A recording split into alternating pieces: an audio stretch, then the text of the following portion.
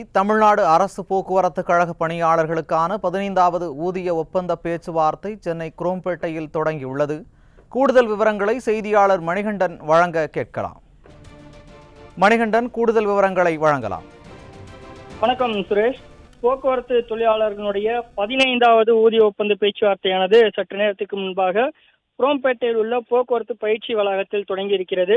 இந்த பேச்சுவார்த்தை முத்தரப்பு பேச்சுவார்த்தையாக தொடங்கியுள்ள நிலையில் அரசு தரப்பில் போக்குவரத்து செயலர் பனிந்தர் ரெட்டி, போக்குவரத்து கழகத்தினுடைய நிர்வாகிகள் மற்றும் தொழிற்சங்கத்தைச் சேர்ந்த நிர்வாகிகள் என முத்தரப்பு பேச்சுவார்த்தையானது தற்போது தொடர்ந்து நடைபெற்றுக் கொண்டிருக்கிறது.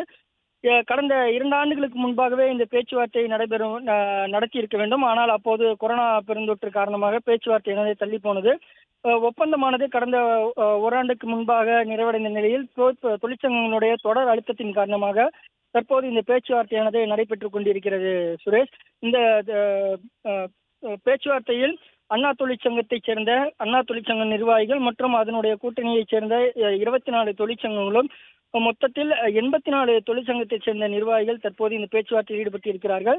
குறிப்பாக ஊதிய ஒப்பந்தம் மட்டுமல்லாமல் இந்த போக்குவரத்து துறையில் தனியாருடைய பணி நியமனம் செய்யக்கூடிய பணிகளை இந்த அரசு செய்து வரும் நிலையில் அது குறித்தும் தற்போது எதிர்க்கட்சியை சேர்ந்த போக்குவரத்து தொழிலாளர்கள் தொழிற்சங்கத்தைச் சேர்ந்த நிர்வாகிகள் கேள்வி எழுப்பக்கூடிய ஒரு சூழலும் நிலவுவதாக தொழிற்சங்க நிர்வாகிகள் தெரிவித்திருக்கிறார்கள். சுரேஷ், தகவல்களுக்கு நன்றி மணிகண்டன். தொடர்ந்து முதன்மை செய்திகளை பார்க்கலாம்.